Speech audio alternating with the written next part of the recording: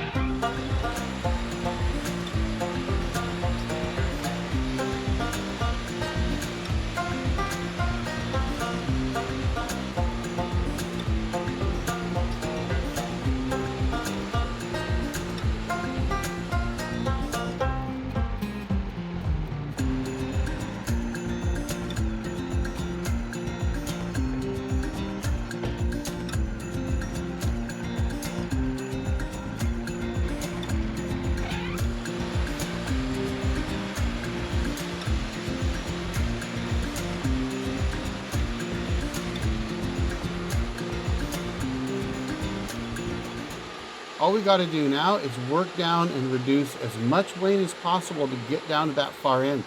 You'll notice I have quite a bit of weighing down there though. So I'm trying to avoid that. But in this case, he said, you know what? That's actually going to work for me. Let's leave it. And then they tried to pick it up. You know, young lads are pretty strong, but it took 4 of them to haul this 8 by 8 off of there. And while they were doing that, I just started getting the next log rolled in, grab my log right 48-inch cant hook, get that log rolled up and ready to go, and let's get her loaded up.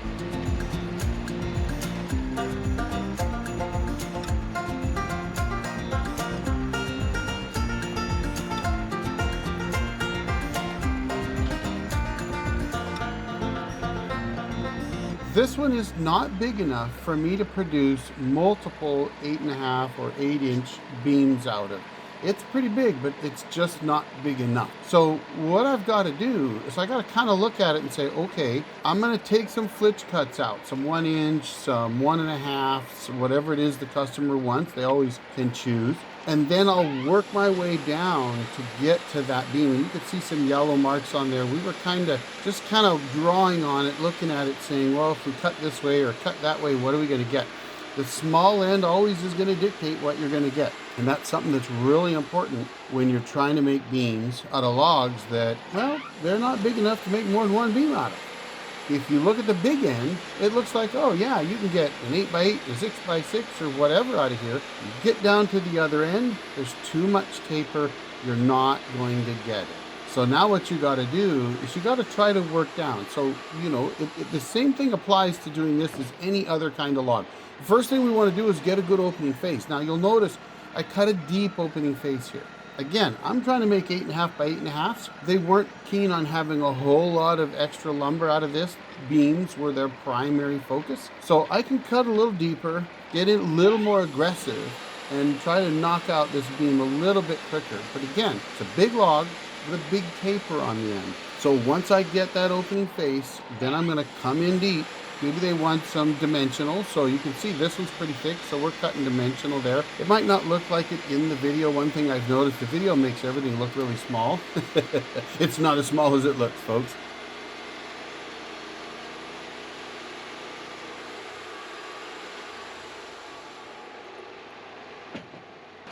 But we get a nice opening face again. Now, perpendicular, right? 90 degrees, boom, roll it over, slam it into the side supports, drop those down out of the way, and then go in there and take another cap cut.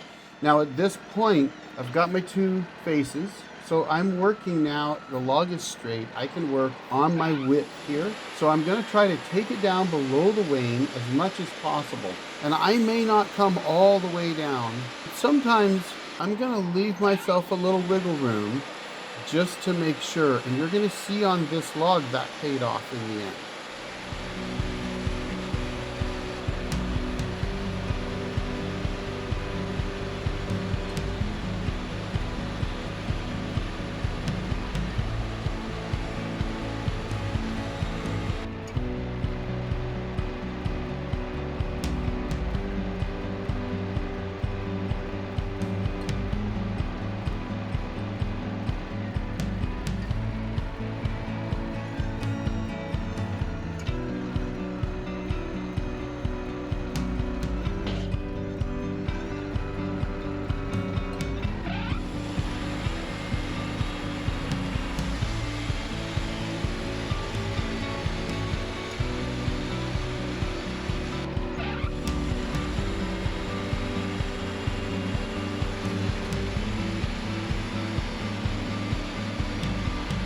Now, knowing that I want to keep that heart centered as much as possible to make the best quality beam I can, I'm actually going to roll this log. Now, so what you see here is a little bit of an oddity. Normally, I don't want to roll a cant 270 degrees. That makes no sense. It takes 3 times as long as doing a reverse roll. What happened there was the pith was not very well centered on the far end, and I knew that. So I rolled the log, and then I realized, oh wait, I think I need to go 3 turns. I should have gone reverse, but the way that pith is sitting, I need to get it sitting just right. So I went ahead and I rolled it those 3 times. That's really rare. Notice then we come back and we're measuring again. This is where I'm really trying to get that part boxed as close as I can. And you can see right here, it's down low right there. So we're taking some off the top and we're gonna keep working it a little bit off of each flitch that I can take. I'm gonna take them out to try and keep that heart as close to the center of the beam as possible.